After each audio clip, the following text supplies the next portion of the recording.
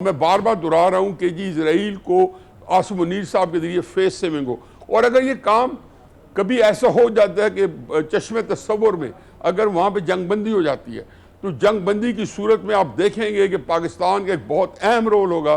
और ईरान को अगर किसी उसमें मनवाना हुआ कि आपने इसराइल को ये कंसेशन दे दे, ये दे दे, या कोई उससे थोड़ी बहुत अशोई के लिए आप जो है कोई ना कोई एक चीज़ ऑफर करें, तो मेरा ख्याल है कि उसमें शायद एक रोल बने और उसमें फिर तुर्की का भी रोल हो, लेकिन आसिम मुनीर लीड करेंगे क्योंकि हमारा ईरान से बहुत बड़ा बॉर्डर है। Field marshal general Asim Munir की ट्रंप मुलाकात का जो तज़किरा है और उसके अब असरात हैं और उसका रिएक्शन पाकिस्तान में कैसे देखा जा रहा है, आपका क्या तज्जिया है इस पर? हकीकत यह है कि अमेरिका ने जब ये देखा होगा हमला तो उसके जो भी कॉन्सिक्वेंसेस होते थे उसमें उनको आर्मी चीफ को एंगेज करना ज़रूरी था। दो सूरतें थी उस वक्त जब ये इनको दावतनामा दिया गया होगा। एक तो यह है कि उनको शायद वाइट हाउस में नाम बुलाया जाता, वो एक फॉर्मेलिटी में उनकी इज़्ज़त होती, एहतराम होता और वो वापस आ जाते। दूसरा ये था कि जैसे ही हमला जो है होने के करीब आए 2 दिन 3 दिन और ये पता चल गया कि इसराइल हमला कर रहा है और ट्रंप रोज़ाना कहता था कि जी इसराइल हमला कर देगा, उन्हीं दिनों इनको ट्रंप से लंच का इन्विटेशन मिला तो उसमें 2 सूरतें थी। इसराइल हमला करके और जैसा कि जैसे मुलाकात हुई उस दिन लगता था कि इसराइल जो है छा गया है, पिछाड़ चुका है ईरान को ईरान ढेर हो चुका है। तो इस तनाज़ुर में आगे 2 सूरतें थी कि जी आप इस मामले में आगे बढ़े तो आप न दखल दें, ईरान के साथ न खड़े मुमकिन तौर पे।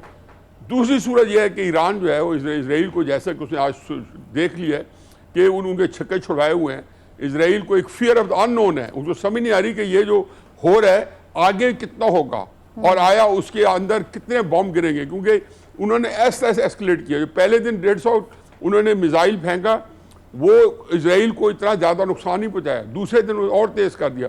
पिछले 3-4 दिन से जो उनके हाइपरसोनिक मिसाइल्स आ रहे हैं उसे इसराइल के छक्के छुड़ाए हुए हैं, क्योंकि ये जंग अगर इस तरह चल रही है तो ये ईरान 2 साल लड़ सकता है।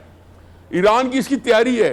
इसराइल क्या करेगा कि 2 साल में अगर 3-3, 4-4 हाइपरसोनिक उसमें पड़ते रहें तो उसका क्या हशर होगा। तो जाहिर है पाकिस्तान का रोल फिर बनता है कि पाकिस्तान को एंगेज करके और किसी तरीके से इसराइल को फेस सेविंग दी है। मेरा आज कॉलम भी आज के अखबार में जंग में यही है छपा है और मैं बार बार दोहरा रहा हूँ कि जी इसराइल को आसिम मुनीर साहब के जरिए फेस सेविंग हो, और अगर ये काम कभी ऐसा हो जाता है कि चश्मे तस्वुर में अगर वहाँ पे जंगबंदी हो जाती है तो जंगबंदी की सूरत में आप देखेंगे कि पाकिस्तान का एक बहुत अहम रोल होगा।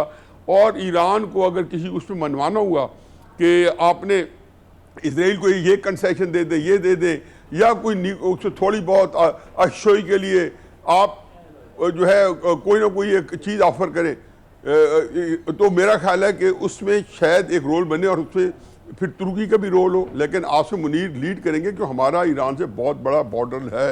अच्छा, ये जैसे आपने कहा कि जंगबंदी जो कि होती भी दिखाई तो नहीं दे रही, लेकिन अगर जंगबंदी की तरफ आते हैं तो इसराइल को भी इस जंगबंदी से कुछ चाहिए होगा।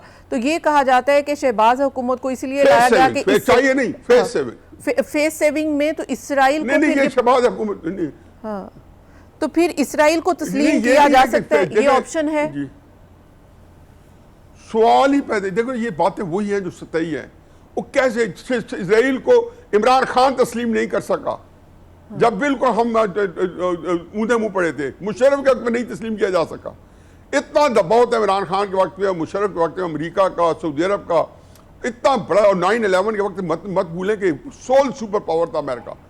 क्या अब अमेरिका क्या दबाव है हमारे ऊपर? ये दबाव पहलगाम से पहले कुछ था तो उसका रंग लाना था, जब वो सऊदी अरब में भी उसको तस्लीम करवा रहे थे और यूएई कर चुका था, बहरीन कर चुका था, सारे मुल्क खलीजी ममालिक कर चुके थे सिवाय कतर के और शायद कुवैत के, और बाकी सारी दुनिया उसके आगे सारी मुसलमान मुल्कों में हर एक ने तस्लीम किया हुआ था, तब नहीं कर सके। तो ये तो बात दूर की कोड़ी है, इसका कोई तल्लक नहीं है। इसराइल की तस्लीम करने वाले मामले जो है ना वो ये अजायशी के चक्कर में आते हैं। वो पीस टाइम आपकी लग्जरी है, ये वॉर टाइम है। इसमें ये नहीं है कि इसराइल को तस्लीम करेंगे तो इसलिए जो सतही सोच है आलिया, अगर इस टॉपिक को आप लोगों ने छेड़ना होता है तो इन सारी सोचों से ऊपर उतरे। इस वक्त पाकिस्तान की प्लेसमेंट जो है, और मत भूलें कि चीन और पाकिस्तान के जो तल्लुकात हैं जो हमेशा से थे उसको पिछले 2-3 साल से उन्होंने जैसे तरबूज को काट के तश्री में रख देते हैं, वो सब पूरी दुनिया के सामने है। कौन नहीं कह रहा है कि इंडिया की जंग में चीन जो है हमारे साथ जो है बगैर अपने कदम जमीन पर रखे पूरी तरह लड़ा है। आपको कल बताएगा कि ईरान के जो लामतनाई सिलसिला मिसाइल्स का, इसके अंदर एक कहां से सप्लाई आ रही है, ढेरों के ढेर लगे जा रहे थे, पता नहीं कैसे कैसे सप्लाई पहुंच रही होगी। पाकिस्तान का उसमें रोल कितना होगा ये आपको 5-10 साल बाद पता चलेगा। ये इतनी इंपॉर्टेंट ये है कि इस वक्त जो है ना, जो पाकिस्तान जो है वो बड़ी स्ट्रांग पोजीशन में है कि इजराइल को इंतहाई जिल्लत में शिकस्त करवाए तो भी रोल बनता है, और जिल्लत में शिकस्त करवाए तो भी रोल बनता है, और एक आम शिकस्त कराए तो भी रोल बनता है। अच्छा, लेकिन इस वक्त मुख्तलिफ दो ऑप्शंस जाहिर है कि एक तरफ तो हम ईरान के साथ खड़े हैं, ये बहस है, दूसरी तरफ ये है कि हम अमेरिका के साथ खड़े हैं। तो अमेरिका के साथ इसलिए ये स्ट्रॉन्ग लग रहा है क्योंकि इस वक्त फील्ड मार्शल और ट्रंप की जो मुलाकात आउट ऑफ द कॉन्टेक्स्ट जाके हुई है, वो इसलिए उसको इम्पोर्टेंट समझा जा रहा है। और CNN ने तक रिपोर्ट की है कि ट्रंप ने ये कहा है कि फौजी अड्डे दिए जाएं और सपोर्ट दी जाए, ये उनको चाहिए। तो इस सेंस में CNN नहीं कहा, आप लोगों को इन्फॉर्मेशन गलत है। CNN नहीं कहा, वो इंग्लैंड के एक टेबलाइट है डेली टेलीग्राफ, उसमें ये खबर छपी है और इंडिया ने छपवाई है। तो ये तूफान आ रही है। मैं तो उनको घास नहीं डालता हूँ, करते रहे।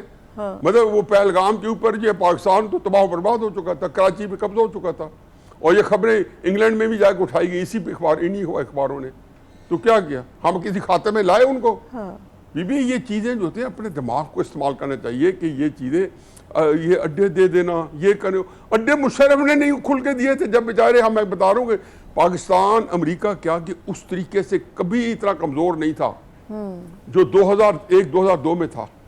इसलिए, और मत भूलें, मैं कहता हूँ कि ये सेटिंग होती, फ़र्ज़ किया, मैं बाजवा का जिक्र नहीं करता हूँ कि बाजवा जो था वो अमेरिकी टाउट था, वो एक बुरा था, पता नहीं उसे क्या काम करवाते, लेकिन मैं ये कहता हूँ कि ये आसिम मुनीर की, इमरान की सेटिंग होती ना, यही कुछ हो रहा होता, ये हफीजुल्लाह होता, कोई होता, यही कुछ करना था। क्योंकि ये मुल्क की जो एक जियो पोलिटिकल सिचुएशन होती है ना, वो एक ख़ास तरीके से सामने आती है, और उससे कोई बदकिस्मत कौम ही उससे फ़ायदा नहीं उठाती। फिर और बताऊँ, मुशर्रफ के साथ अमेरिका ने कितना डर्टी काम किया, लेकिन मुशर्रफ ने पाकिस्तान के इंटरेस्ट कहाँ सेव किए हमारे इल्म में नहीं है। हमारे पास 15-16 न्यूक्स होते थे 2002 में, आप गूगल करें, और मुशर्रफ जब गया तो हमारे पास 200 न्यूक्स थे।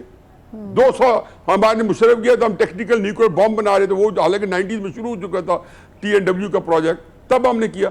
असल में क्राइसिस ये है कि मैं तो टीवी पे आता नहीं हूँ और खुद को सामने बैठा हो कोई दूसरा मुबसर, तो और मुश्किल हो जाता है, क्योंकि हमारे यहाँ मेरे तो रोने ही है कि हमारे दानिश्वरों को कोई कॉम्प्रिहेंशन नहीं है कि ये जियो पॉलिटिक्स क्या होती है। जो मैंने पहले फिक्र कहा है कि आम पाकिस्तानी जो है ना, वो भी अपने जज्बा ईमान के तहत उसके अंदर होती है। हम अमेरिका चुके, भाई आपको अंदाज़ा नहीं कि अमेरिका को कहाँ का सबकी हो रही है। पिछले 13 साल में 2012-13 के अंदर साउथ चाइना सी में अमेरिका के साथ क्या हुआ, सीरिया में रूस ने थप्पड़ दे के निकाला, धक्के दे के निकाला। 2014 में जब रशिया आ गया सीरिया के अंदर, उन्हीं दिनों जो क्राइमिया पे कब्जा कर लिया, यूक्रेन से छीन लिया। ये ऐसा नहीं, और फिर जब यूक्रेन को चढ़ाया तो फिर मजीद खराब हुए।